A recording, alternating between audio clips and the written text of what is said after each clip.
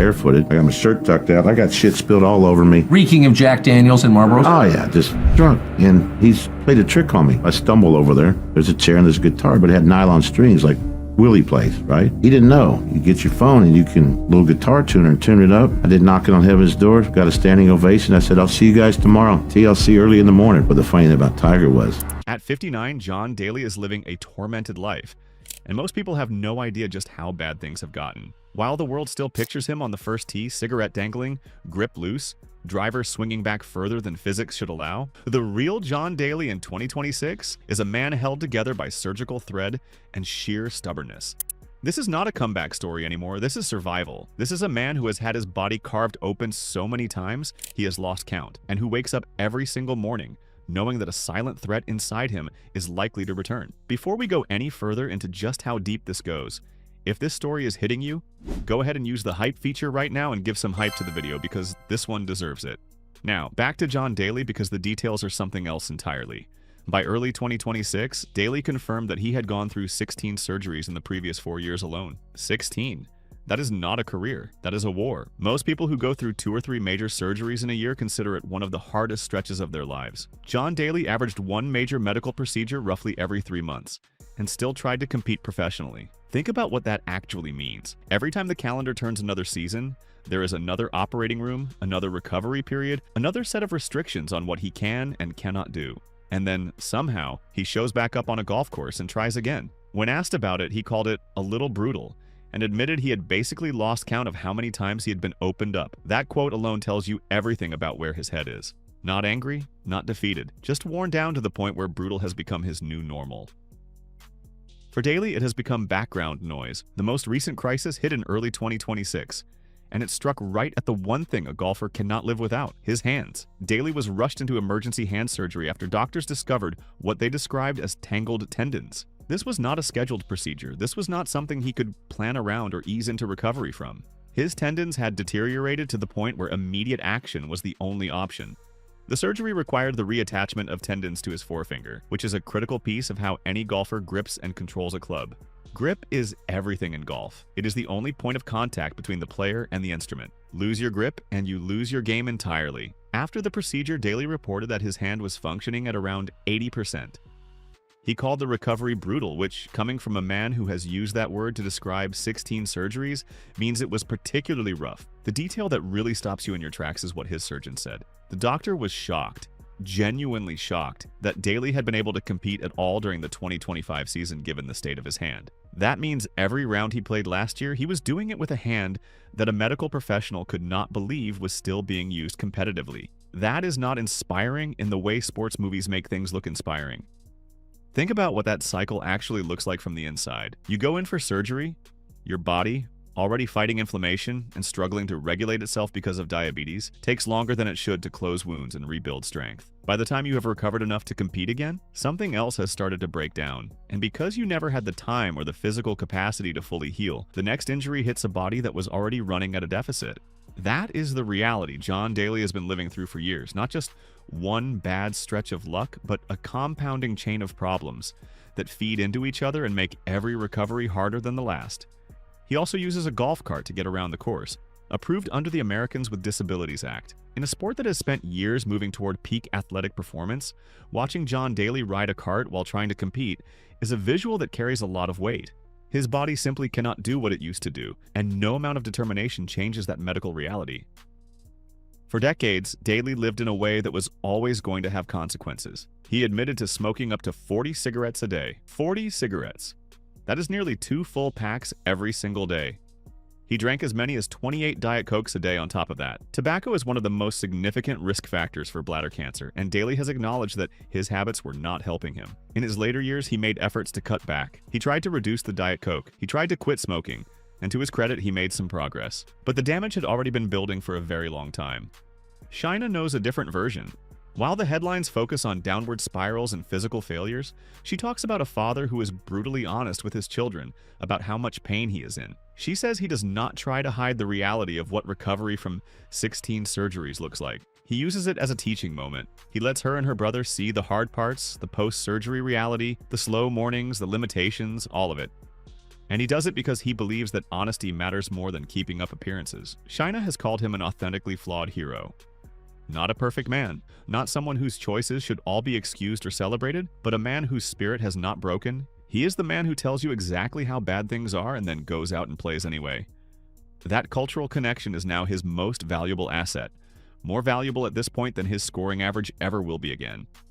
Being John Daly in 2026 is how he pays for being John Daly. And then, right in the middle of all of this, something happened that made everything feel even more bittersweet. In March 2026, John Daly II made his official PGA Tour debut at the Puerto Rico Open. He is 22 years old. He received a sponsor's exemption to compete at Grand Reserve Golf Club, and unlike his father's wild, chaotic arrival on the national stage decades ago, he got there through discipline and consistent results. He won the Southern Amateur. He won the Blessings Collegiate Invitational in 2025. The consequences are real and documented and ongoing. But so is the man who wakes up every morning, calls waking up a win, and means every single word of it. Shaina is not letting the world see only the decline. She is holding space for the full picture of a person who made serious mistakes, who is paying for those mistakes every day in ways most people will never fully understand, and who still shows up for the people who love him and depend on him. His son is carrying the Daly name forward into a new chapter, one that has a real chance to be defined by something other than brilliant, exhausting self-destruction. And John Daly, at 59, battered by 16 surgeries, shadowed by cancer, brutally honest about all of it, is still here. After everything he has put his body through, after every decision that slowly and systematically stacked the odds against him, after every surgery and every cigarette and every painful cancer checkup, and every brutal recovery that followed, he is still here. And some days, being completely honest, that really is enough. Well, go to the gym a lot. The big secret is to undereat. Undereat exercise, laugh a lot, and have unmeasured love in your heart. And how about the swing? How do you keep the swing? Well, because if you go to the gym and you exercise your whole body, the body is an amazing thing. We're supposed to go to 100. What you are about to hear has finally been revealed. At 86, Gary Player, one of golf's greatest legends, is speaking out. He is furious at Augusta National. His son has been banned for life. A sacred Masters moment was hijacked. And a family once celebrated for winning green jackets is now better known for something far more painful. The Masters is not just a tournament. It is a ritual. For those who have won it, the bond with Augusta is supposed to last forever. But for Gary Player, that bond has cracked. And the crack runs deeper than most people know. Quick favor, hit the hype feature and give this video some hype. It really helps. In February 2026, Gary Player went public with his frustration. He had a simple request. He wanted to bring his 3 grandsons to Augusta National for a private round of golf. Just a grandfather and his family walking the most famous fairways in the world. Augusta said no. Player did not take that quietly. He pointed to every other major venue, the courses that have hosted the British Open, the US Open, and the PGA Championship. He said all of them would have said yes. Augusta alone refused. He called it sad. But his sadness quickly turned to anger. Then, he made a claim that turned heads across the golf world. He said that he, Jack Nicklaus, and Arnold Palmer, the famous Big Three, are the reason Augusta is what it is today. His words were blunt. We made Augusta. Critics fired back fast, calling it childish entitlement. And to understand why, you need to know one important fact. Gary Player is not a full member of Augusta National. He is a 3-time champion and an honorary starter, a role he has held since 2012. But honorary starter is not the same as membership. Only full members can invite guests for casual rounds outside of tournament week. Even Tiger Woods holds only honorary member status and still needs a full member present to play a regular round. The only professional golfers ever given full membership were Jack Nicklaus and Arnold Palmer. Gary Player is not on that list. To understand why this tension exploded the way it did, you have to go back to April 2021. That year, the Masters held a ceremony unlike anything it had ever done before. For the first time in history, Lee Elder was invited to stand on the first tee as an honorary starter alongside Nicklaus and Player. Lee Elder was the first African-American man to compete in the Masters back in 1975. He was 86 years old, frail, and unable to hit a tee shot. He sat in a chair, but his presence said more than any speech could. It was a moment of history and healing. And then Wayne Player ruined it. Wayne, Gary's son, was serving as his father's caddy that day. He wore the traditional white Augusta jumpsuit. He stood directly behind Lee Elder as the global broadcast rolled, and for several long minutes, he held a sleeve of Encore golf balls up toward the camera, keeping the branding clearly visible for the audience to see. It was not a mistake. It was not subtle. The golf world had a name for it right away: ambush marketing. A planned act of commercialism dropped directly into a moment honoring a man who had fought racism and death threats just to play in this tournament. Augusta National, which has some of the strictest rules against commercialism in all of sports, saw the stunt as tacky and premeditated. Within days, Wayne Player was issued a lifetime ban from Augusta National property. For fans who were alive in 1975 and who understand what Lee Elder sacrificed, Wayne's move felt like a slap. He stood behind a hero and used that moment to sell golf balls. The golf community did not forgive it. Augusta did not forget it. The ban was fast. It was total, and it sent one unmistakable message: no one gets a pass at Augusta, not even the son of a legend. Augusta National is unlike any other venue in sports. It does not rely on ticket sales or television money the way most organizations do. That financial independence gives it a kind of power that very few institutions enjoy. It can ignore you completely. When Gary Player began blasting the club in public, Augusta said nothing, not one word. That silence is not weakness. It is strategy. By refusing to engage, the club lets the person shouting look emotional and out of touch. And that is exactly what happened. Chairman Fred Ridley has spoken clearly about what Augusta values: decorum, restraint, a refusal to let golf become like every other entertainment product. The Player family, with its commercial stunts and public fighting, represents everything Ridley is steering away from. Keeping Wayne's ban in place, even while Gary begged publicly for reconsideration, was the club's way of making something very clear. Your legacy earns you respect, but it does not buy you exceptions. The privilege of being at Augusta is conditional. It always has been. Wayne Player's 2021 stunt did not come out of nowhere. He had already built a pattern of bad decisions tied directly to Masters Week. In 2018, Wayne rented a home in Evans, Georgia for 2 nights during the tournament. The rent was $2,000. The check he wrote bounced. He never paid. After repeated attempts to collect, the homeowner sought legal help, and a warrant was issued. In January 2019, Wayne was detained during a layover in Atlanta and spent 5 nights in jail. He later called it 5 nights of hell. The debt was eventually settled and the charges were dropped, but the damage was done. That same year, a client named Todd Feltz paid $6,850 per person for a package Wayne advertised as the Masters Experience. It promised Masters badges, private dinners, and personal meet and greets with Gary Player. None of it was delivered. When Feltz confronted Wayne about it, Wayne pleaded guilty to simple battery, which was later reduced to disorderly conduct.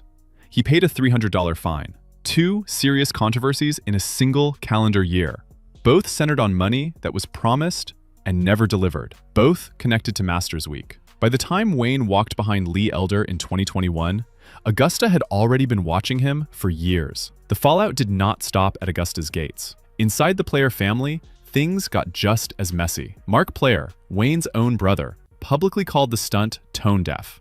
He did not make excuses. He condemned it. Gary was then forced to sue his own son and grandson over the unauthorized sale of memorabilia, including his 1974 Masters trophy. In 2022, he was awarded $5 million and had his rights restored. A family fighting in court over championship trophies is not the image Augusta associates with dignity or legacy. None of this has softened with time. In 2023, Gary Player ranked the Masters dead last among the 4 major championships. Many saw it as a jab at Augusta, tied to his bitterness over Wayne's ban. Wayne's lifetime ban is almost certainly permanent. Augusta does not forget, especially when the offense came on one of the biggest stages in golf. Gary Player earned his place in Masters history over decades. 3 green jackets, a roll on the first tee every spring, but it was not enough to protect the family from what Wayne did in 2021. At Augusta, you are always a guest. You are never the owner. That lesson cost the Player family everything. That is the story of one of golf's most painful family sagas. A single sleeve of golf balls held at the wrong moment in the wrong place changed everything for the Player family at Augusta. If this story was worth your time, hit like, subscribe, and drop a comment below. Was the ban fair, or did Augusta go too far? Nowadays, the game of golf is different. I was just watching the U.S. Open, and guys are shooting 62s on a golf course that's supposed to be hard. But the fairways are wider, and the ball just goes further. So no matter how long you make the golf course, the guys are just going to hit it further. Yeah. So you got to tighten the golf course or do things to the golf course that takes their driver out of their hands. I mean, if you miss the fairway, you got to be penalized. Right. Now they don't care. They just bomb it up there. And I'm hitting the ball as long as I did in my heyday right now. And I'm 60 years old. So that should tell you something. Tormented life. That is the only way to describe what Vijay Singh, at 62 years old, is living right now. Here is a man who climbed higher than almost any golfer who ever lived. 3 major championships, former world #1, over $71 million in career earnings. By every number that exists in this sport, he is one of the greatest to ever do it. But greatness and acceptance are 2 very different things. And for Vijay Singh, the same fire that built his legend is the exact same fire that burned every bridge behind him. So what did his peers actually see? What did they say behind closed doors? The answer will change how you look at this man forever. In early 2026, Singh used a career money list exemption to return to the regular PGA Tour, not the senior circuit, the full tour, at 62. People were not cheering. Younger players and media voices pushed back hard, saying he was robbing emerging professionals of their shot. But Vijay did not flinch. He made the cut at the Sony Open, shooting rounds of 68 and 70, then went straight to Instagram to mock every single person who doubted him. No apology, no humility, just defiance. Even today, he is still out on the range 6 to 8 hours a day, alone. No entourage, no broadcast deals, just him and a bucket of balls at TPC Sawgrass. The range rat, still grinding, but grinding alone. If this story is already pulling you in, tap hype right now and give this video some hype. It truly helps us keep bringing you stories like this one. Now, let us get into the real Vijay Singh. He lives in Ponte Vedra Beach, Florida, and the golfing world has largely moved on without him. His contemporaries have stepped into the elder statesman role. Golf course design, broadcasting, the dinner tables where the sport's future gets shaped. Vijay is not at those tables. He was never part of the inner circle during his prime, and he is not part of it now. Legends like Nicklaus and Palmer understood that being great on the course was only half the job.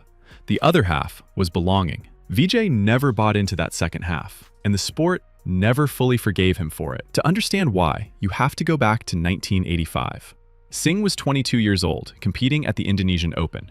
He was accused of doctoring his scorecard to make the cut, reportedly lowering his score after the round finished, but before the card was signed. Singh claimed it was a misunderstanding involving an amateur marker. The governing bodies were not convinced. The Indonesian Golf Association investigated, suspended him indefinitely, and blackballed him from the regional circuit. According to reports, players who were present in Jakarta directly contradicted Singh's version, saying the evidence was clear and his refusal to admit fault still causes resentment today. Golf never fully forgave the Jakarta incident.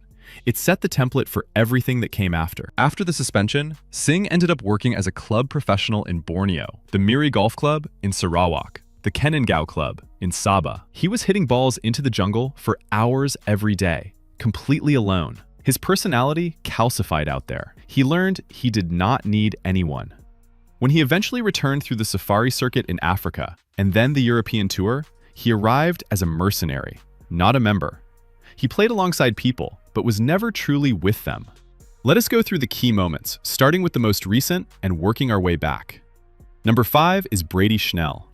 In 2020, when Singh took a spot on the Korn Ferry Tour, Schnell went public and called him, according to reports, a true piece of trash for taking an opportunity from a younger player. That kind of language aimed at a Hall of Famer shows how deep the resentment runs. Number 4 is Annika Sorenstam. In 2003, when Annika accepted an invitation to play in the Colonial Tournament on the PGA Tour, Singh told the press she did not belong in a men's field. The media branded him a villain almost overnight. Number 3 is Tiger Woods. Singh reportedly asked officials at Bay Hill to test the spring-like effect of Tiger's driver, questioning whether it was within legal limits. Using the rulebook against the face of the entire sport looked calculated. Gamesmanship dressed up as principle. Number 2 is Phil Mickelson. The year was 2005 and the stage was the Masters. Singh officially complained to rules officials that Phil Mickelson's 8mm metal spikes were damaging the greens, a move many viewed as a calculated attempt to distract a rival playing ahead of him. Officials approached Mickelson on the 13th green about his spikes.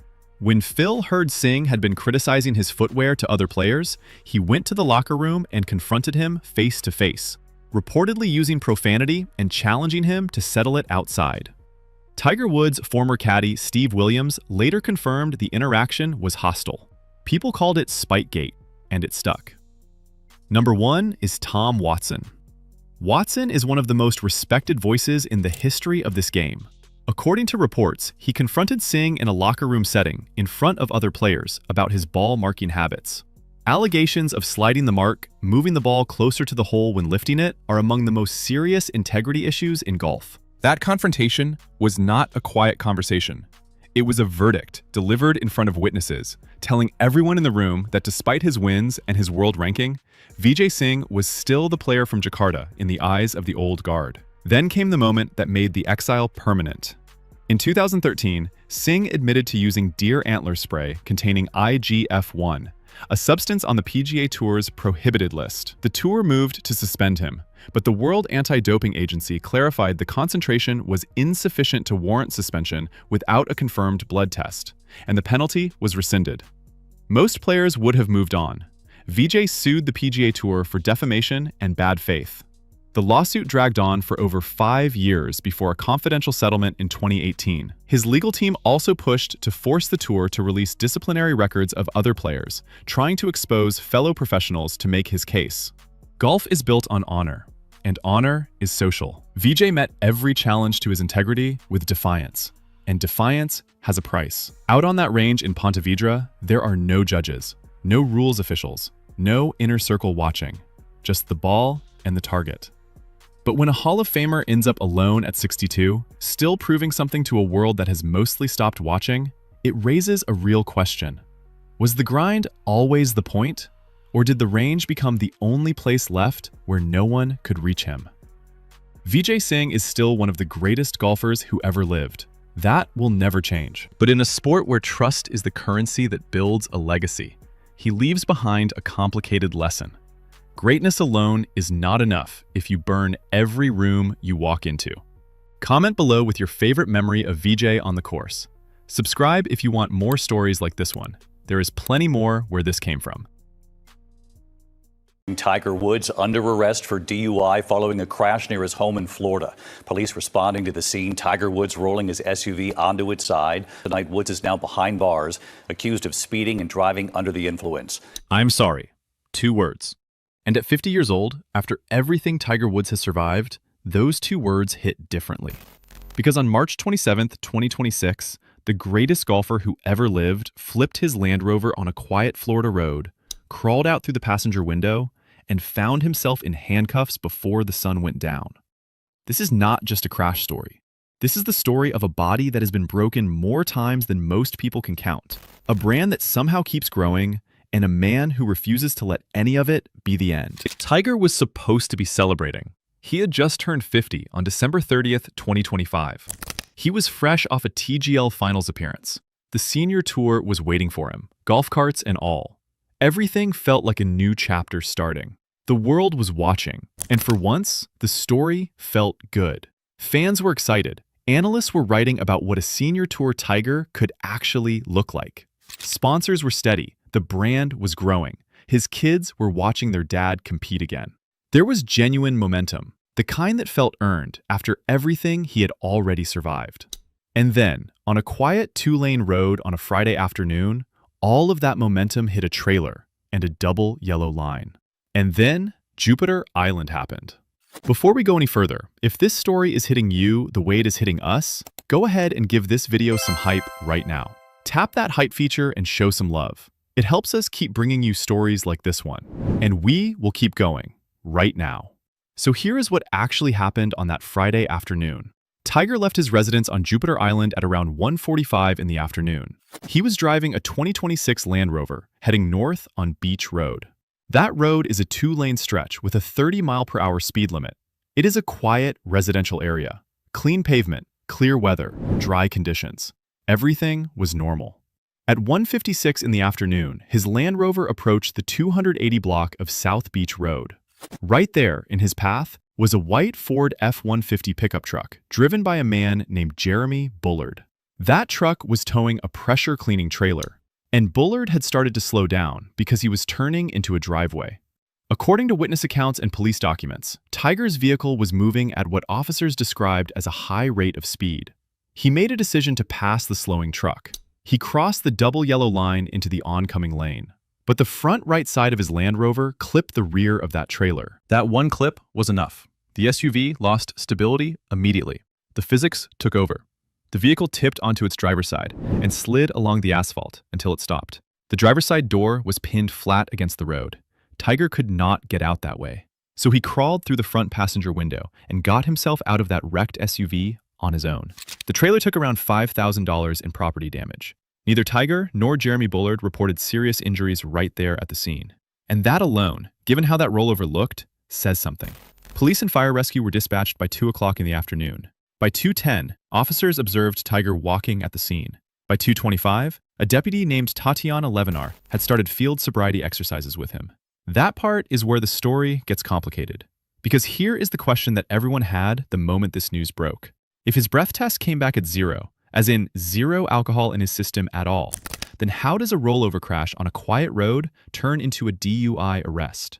That is the question, and the answer did not come until 4 days later, when the probable cause affidavit was officially released on March 31st, 2026. That document is where Tiger broke his silence. For the first time since his 2021 crash in Los Angeles, Tiger gave investigators a direct explanation for what caused the accident. According to the records, he told them that he was looking down at his cell phone and changing the radio station at the moment the truck in front of him slowed down. That is it. A glance down, a radio adjustment, a split second of distraction, and a Land Rover ends up on its side. That admission is sobering in the most human way possible. It was not a high-speed chase. It was not recklessness for the sake of it. It was the same kind of distraction that millions of people commit every single day behind the wheel. The difference is that when Tiger Woods does it, the whole world finds out. But the investigation did not stop at distracted driving. What officers observed after the crash painted a more complicated picture.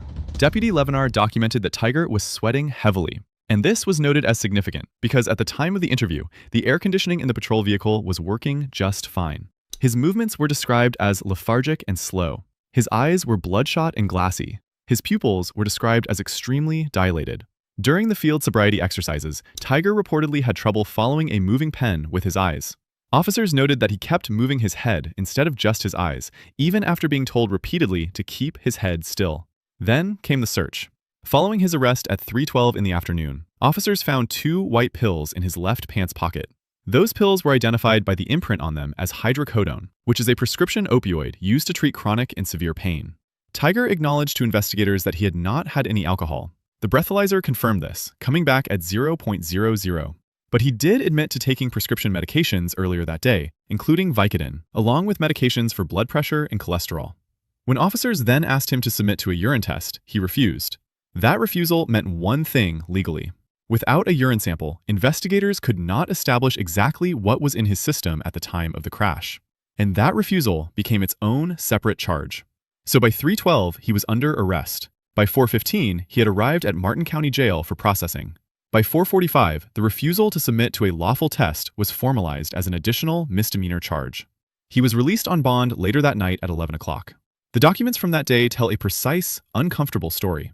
Now here is what makes all of this different from a simple impaired driving case. You cannot look at what happened on Beach Road without understanding what has been done to that body over the last 30 years. At 50 years old, Tiger Woods has had 7 back surgeries. He has had more than 20 operations on his legs. That is not a typo. More than 20. The 2021 crash in Los Angeles left him with comminuted open fractures of the tibia and fibula in his right leg. Those are the kinds of breaks where the bone does not just crack, it shatters. Doctors at the time said amputation was a serious consideration. He kept the leg. But the leg that he kept is not the same leg he was born with. One of the things Tiger has mentioned repeatedly when talking about his physical condition is something he calls the ankle seize. His right ankle, which was heavily rebuilt after the 2021 crash, can become immobile or unresponsive during physical exertion. On the day of the Jupiter Island incident, officers noted he was wearing a compression sock over his right knee. They also observed him limping and stumbling to the right as he moved. And this is the gray area that matters. What a law enforcement officer sees and what a doctor sees can be two very different things. Sluggish movement, lack of balance, difficulty with coordinated physical tasks.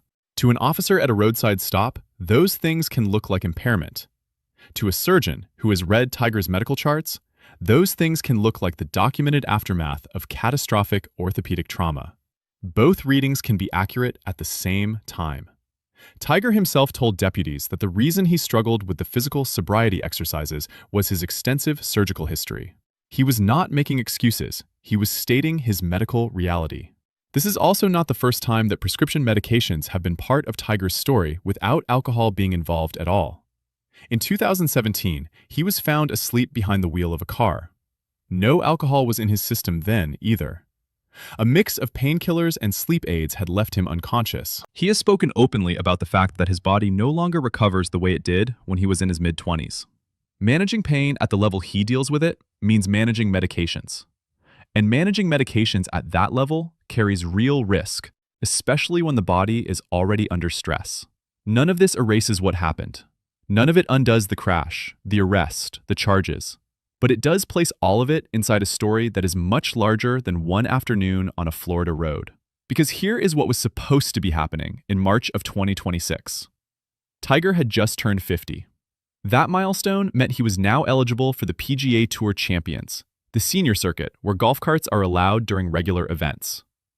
For a man whose right ankle seizes up and who has had more surgeries than most people have had birthdays, the ability to ride instead of walk 72 holes was genuinely significant. It was a realistic path back to competition. Just days before the crash, Tiger had played in the TGL finals for Jupiter Links GC. His team included Max Homa and Tom Kim. He was a competitor and an unofficial spark of energy for that group. But the performance itself showed signs of what time and surgery have taken from him. On the 7th hole, he missed a short putt that swung the momentum toward the opposing team, Los Angeles Golf Club. They won 9-2. Tiger's own words about it were direct. He said they got their butts kicked, and that he missed a short one that gave the other team all the momentum back. He had also registered for the 2026 U.S. Senior Open and was listed as an invitee for the Masters. The Masters is its own conversation entirely. Augusta National has its own expectations that go beyond golf. After Tiger's 2009 personal scandal, the then chairman of Augusta publicly criticized him for failing to meet the standard of a role model. A DUI arrest 4 days before the tournament is not a small matter for a committee that takes image very seriously. The crash threw all of those plans into genuine uncertainty. This was supposed to be the victory lap, senior tour eligibility, cart usage, a kinder competitive schedule for a kinder body. Instead, the story shifted. And yet, even in the middle of all of it, something strange happened with the business side. Tiger left Nike after nearly 3 decades and launched his own apparel brand called Sunday Red in early 2024. When his mugshot was released on March 27, 2026, he was wearing a cosmic blue polo shirt from that line. The shirt is called the Review Polo. It sells for $125. Within hours of that mugshot spreading across the internet, every size of that shirt sold out on the official website. Fans moved fast to buy it as a piece of connected to the moment. Industry observers called it an unintentional but real example of just how powerful the Tiger Woods name still is. Even in a mugshot, the brand moves product. But Sunday Red is not without its own problems. Puma filed a legal opposition to the brand's logo, which features a leaping tiger made up of 15 stripes. Puma claims that design is confusingly similar to their own leaping cat logo, which has been in use for more than 50 years. On top of that, a company called Tiger Air has challenged the brand separately, claiming Sunday Red unlawfully took their branding. So the commercial side of Tiger's life, much like the personal side, is fighting on multiple fronts at once. And then there are the people closest to him, who are watching all of this unfold. Tiger's kids, Sam and Charlie, have grown up inside a story that keeps repeating itself. After the 2021 crash, Sam gave a speech at Tiger's Hall of Fame induction that stopped people cold. She described her father as a fighter who has defied the odds every single time. Those words came back into circulation the moment this new crash hit the news. People close to the family have said that at 50, there is a frustration that this pattern keeps happening, that the maturity expected of someone at this stage of life seems to keep running into something else. The loss of his mother, Coltita Woods, in 2025 removed someone who was a consistent source of steadiness in Tiger's life. She had been a grounding presence for decades. Her absence is real, and the people who know Tiger best feel it. So, where does all of this leave him? At 50, Tiger Woods was supposed to be stepping into something calmer. Senior Tour. Carts. A legacy tour where he could be celebrated instead of scrutinized. Instead, he is looking at legal charges, physical questions, brand battles, and a family that is watching and waiting. But here is what is also true. This is a man who rebuilt his career after a scandal that would have ended most.